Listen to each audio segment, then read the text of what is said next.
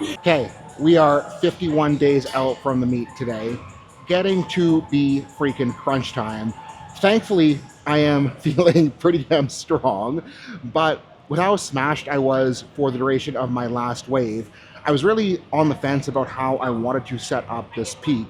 And the temptation was, with being as smashed as I felt, I was kind of thinking that I should maybe start spreading out the max effort work, only running that one max effort slot on the Saturday, so we'd alternate pulls and squats in the meet.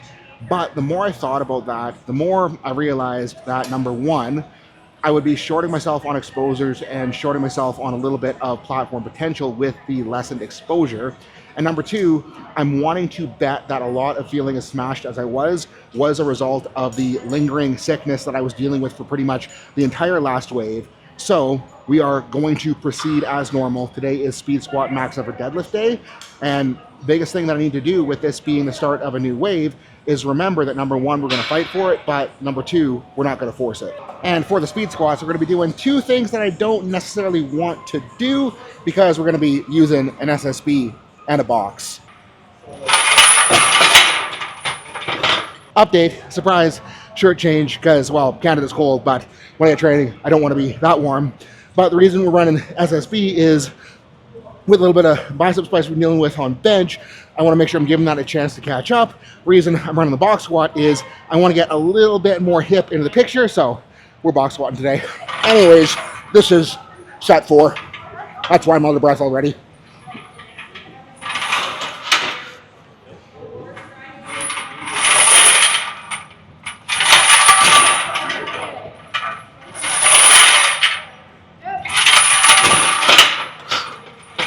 It's moving. Last one.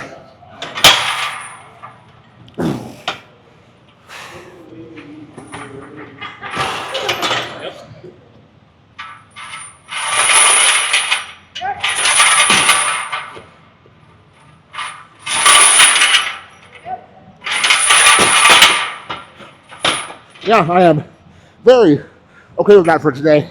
So now, ripping shoes and sleeves off and getting the pulls. And I guess the determining factor on whether or not we do stick with the SSB is going to be, number one, how does my squat feel with a straight bar on Saturday? And I'm expecting that, like, SSB has pretty good transfer to my comp squat groove, so I'm not too worried about that. But the other thing is going to be, how are my arms doing on bench? Because, like, if my arms are freaking sick on bench, depending on how the comp squat is feeling, I might want a little bit more comp squat practice, but we'll wait to see how the comp squats are feeling to really decide on that, because I do want to err on the side of fresher arm feels. But I have been so freaking diligent with my shoulder prep work. I have been cranking the crap out of it. I've been doing a ton of face pulls, dumbbell cleans, etc. at home. Low traps feel way more awake. Like, I felt so good today that I was very tempted to just try the straight bar out again, but I figured smarter call would be a better call this close into the meet. So yeah, that's why we went SSB, but gotta hurry up and get the shoes on so we can pull. For being a guy that doesn't have shoelaces, that takes way more effort than it should. Okay, let's see how ugly it is. Yeah. Okay, harder quads. More quads. Okay, stand up. So right now you're getting really good hip, and then you're finishing just lean back, your knees are going forward, right? So all we want to do is just get your knees back, then hip. Okay. So knees first. Knees, knees, knees, knees. Yes! That was almost it. I feel like that is like 60% of my energy. The other one is like...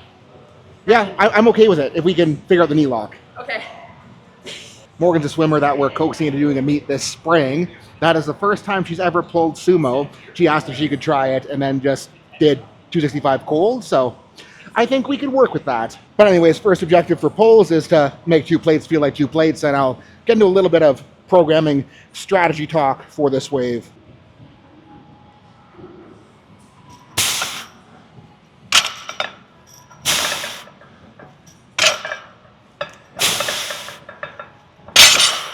Felt like 2 plates. Anyways, programming strategy. So like I was saying, this is the first week of a new wave. And for myself and for everyone Team Activated, we run a 3-week wave programming strategy. So we're doing 3 weeks where we ramp up, have a little bit of pullback, ramp up. But that first week is lighter, but it doesn't need to be so light that it is a true deload, and that way we're able to build a lot of momentum without losing training. Now, with this being a new week of the wave, the biggest thing that I need to think about is the last deadlift wave finished on a 705 triple. I started that wave out with a 625 triple. So what I need to make sure that I'm doing today is I'm not thinking about that 705 and thinking I need to get close to that. I need to be thinking I just need to make it feel as good as that 625 did. So we're gonna make sure that we do good today and, you know, at least get around that 625. We should, in theory, be a little bit above it, but we'll wait to find out how we're doing first. Anyways, next target is, well, make 3, move like 3, so we'll do that.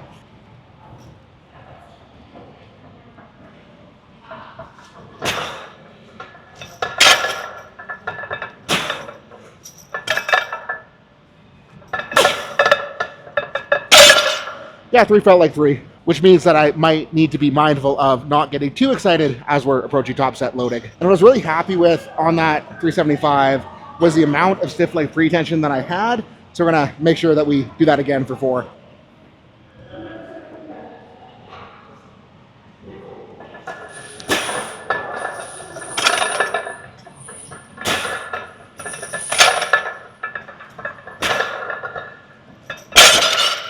That feels way too good for today. I am confused, but I think that means we're going straight to 5 reds. And plan here is to do our best to not look stupid for taking this jump today. Bars bind it up, so gotta. There we go.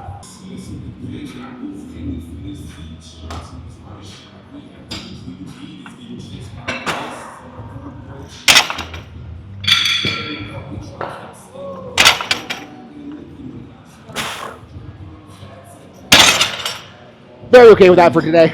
Thinking we'll smack green on next. And no matter how this one moves, because it is the first week of the wave, this is going to be top set.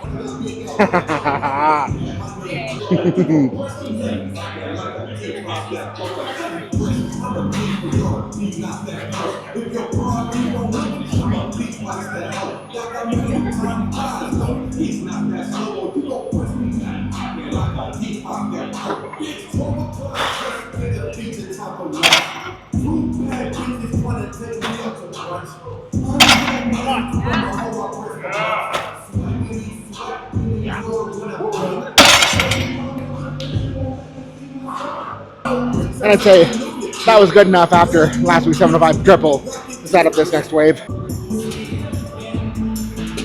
Where are you taking my straps? Oh, I was gonna put the back using up the stiff legs.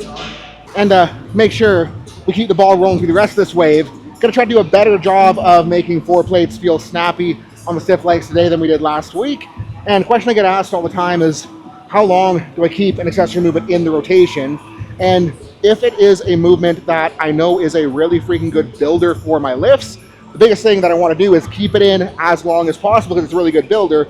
And that's why I have some periodization strategy for my stiff legs so I can keep them in without totally burning out.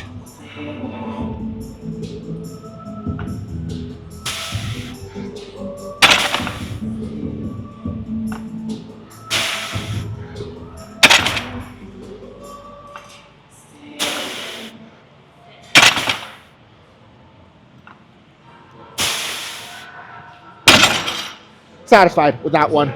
We'll be doing another here. So round 2, putting the mouth guard in, and hopefully that makes it a little bit better. Not that I'm expecting a ton, but like the ability to clamp down seems to help me get tighter everywhere.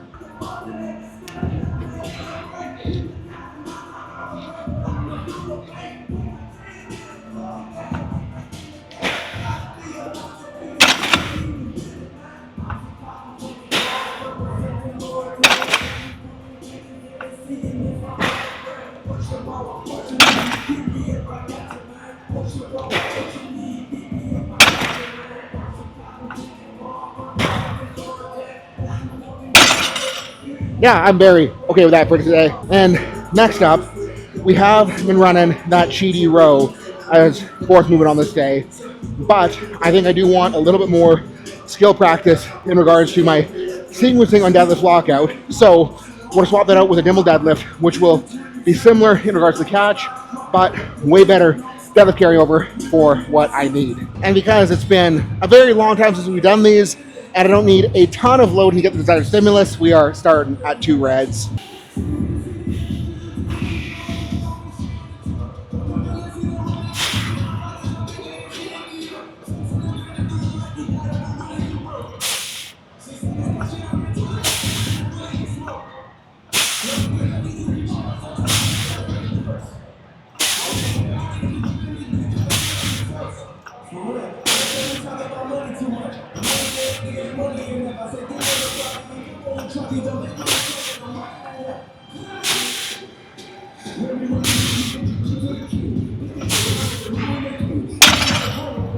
Glutes are toast. But yeah, with how that one felt, I think we can keep it at 265 for second set this week. Took me longer than I want to admit to catch my breath after that set, but such is being fat, so we will suck it up and go for round 2.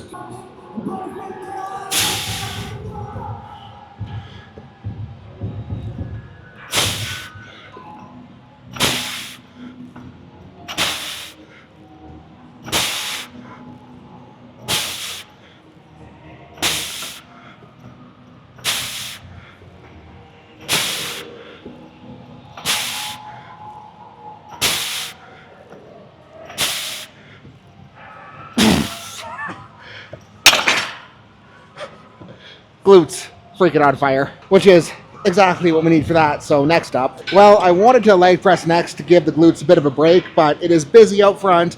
All the leg presses are being used, so I guess we're doing the ask good morning to continue hammering the cheeks. Someone left this weight on, so we'll feel it out.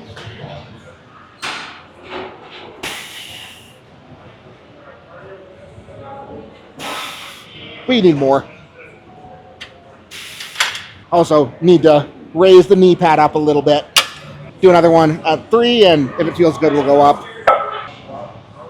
I thought I had something to say, but I guess I don't.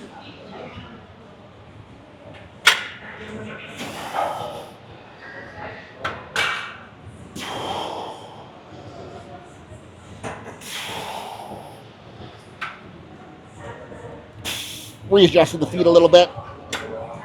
There we go.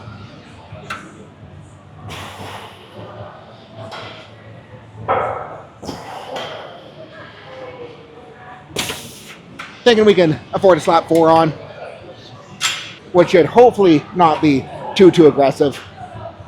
Making sure the feet are in the right place before we get in, because I'm trying to bias a little bit of hip IR right now, so I'm going like feet outside of knees, and I'll shut up and go.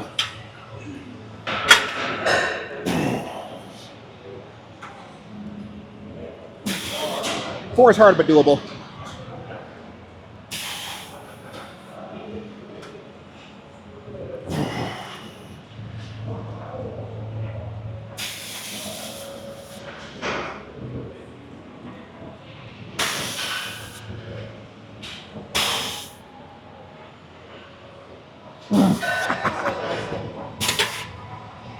Last one was a freaking fight. Leg press that I want to use is still being used by some dude that has a shit on it, but is taking like 20-minute rest period. So we're gonna experiment with this guy. Darrell was running it single-legged with 5 plates per side, so I dropped it down to 2, which feels heavy but doable. I have to adjust foot position a little bit. No, I'm going lighter. Darrell was doing it single leg like a cheater with his foot higher on the platform, so I'm okay going lighter than he did. I guess significantly lighter than he did because, well, whatever. That feels like I can get into the knee without it wanting to explode, so that is perfect. Still think I like the other one better, but this works. Okay, time for righty. And like, I'm not sure if I like the strength curve of this. I don't know if you can tell, but it gets really light at the top, then ramps up at the bottom, which, I don't know, doesn't feel very conducive to the intent I'm trying to go for here, but we're making it work.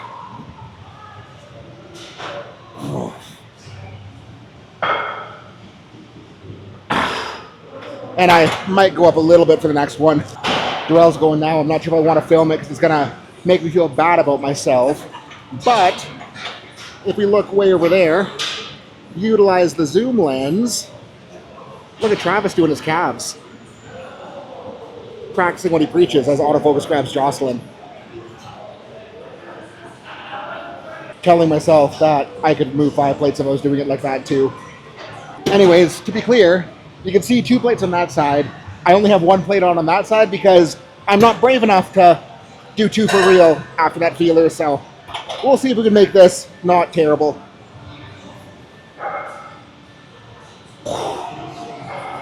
Terrible, but like not terrible enough to stop.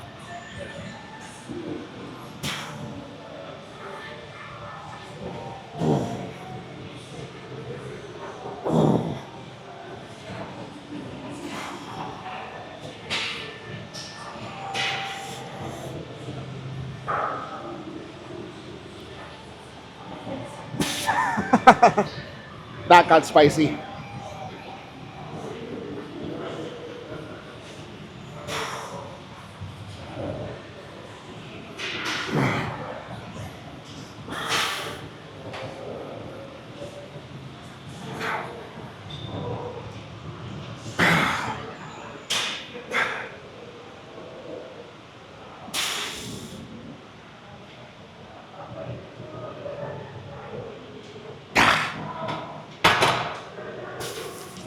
Next week, we're definitely using the other leg press if it is open. But we are not over here to do calves with Travis now. Gonna run the Nordic curls, and he's talking shit saying he wants to see me go all the way down. So I don't know if we're gonna get there today because we are really fat right now. Who wants to see Seth do a horizontal Nordic curl? Maybe like first week of a training wave. I don't want to blow it up first week. Maybe by week 3. We'll see how it goes. I feel like he's gonna judge me for how terrible this is about to be.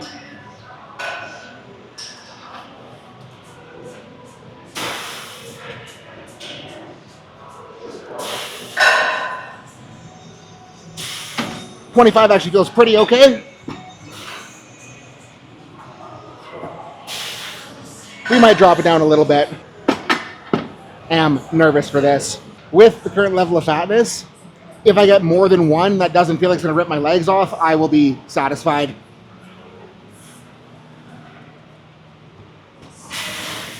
Little cheaty, but we're working it.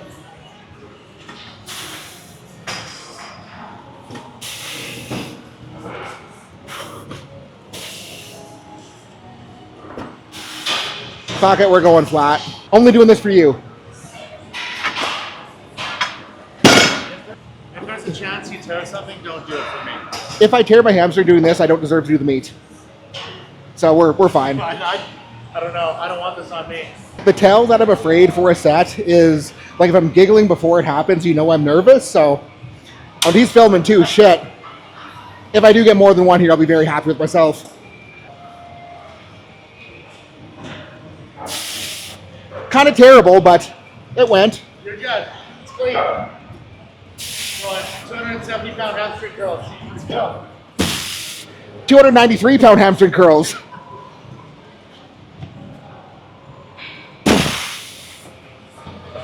That's enough for today. Anyways, I'm gonna leave this area of the gym before Travis talks me into doing anything else too stupid today.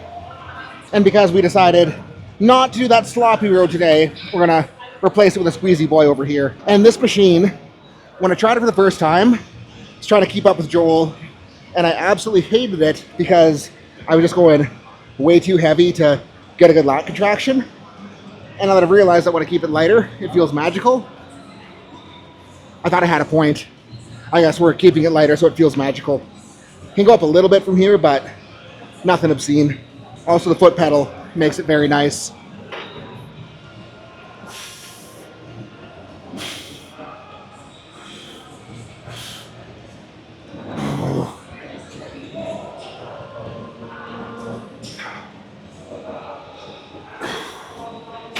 We'll add a quarter.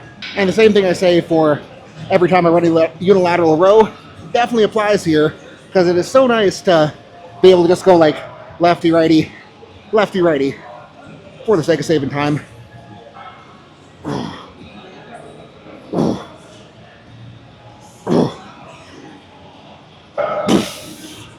am okay with that.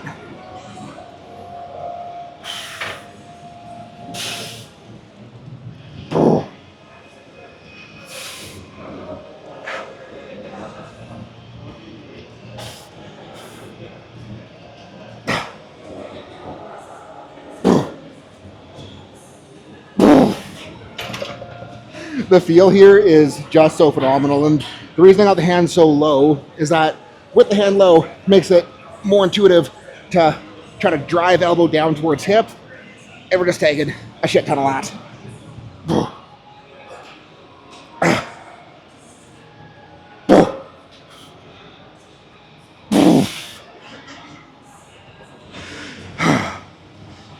Okay, last one.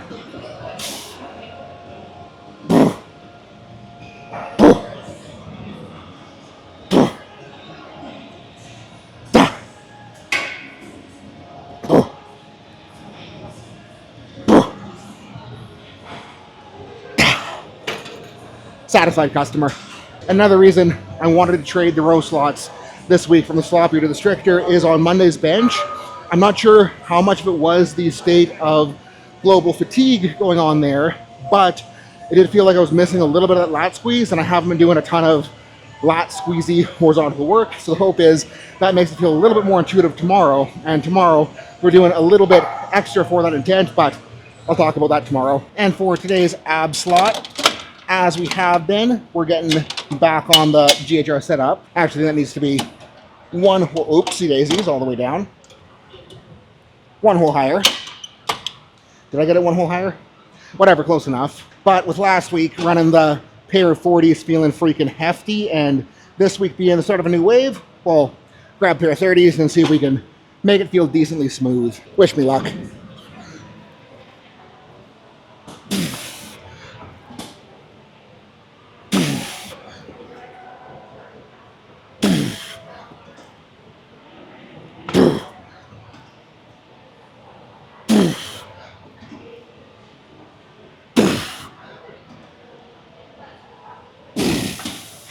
Felt pretty solid, but don't think solid enough to force her this week. I don't know if you guys saw that, but the kettlebells both fell, so whoopsie daisies. Cautiously getting in so I don't lose them. Okay, round two. Almost lost righty.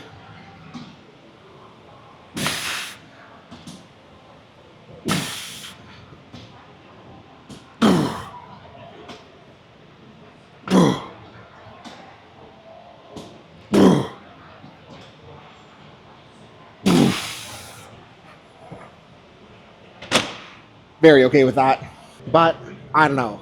I'm almost more happy with that 645 moving like that today than I was with the 705 last week, because if I can do that a week after that big 705, move it well, feel good, not feel smashed, it just confirms that we are in such a cool spot for this meet prep. And again, doing that today confirms that I made the right call with not spreading things out. And all I got to do is keep her moving like that for the rest of the prep, and we're going to get to have a whole lot of fun on the platform. And the coolest part about how I run my own programming and I run the program for everyone on the team is that when we do the right work on accessories, put in the right effort with the right movements to let things build, the main lifts, they just kind of happen due to the effort that we're putting on the accessories. And when we start moving weights that used to be heavy, used to be hard, easily on a fatigue wash week, it is the coolest freaking feeling ever, and it really does inspire a lot of confidence. So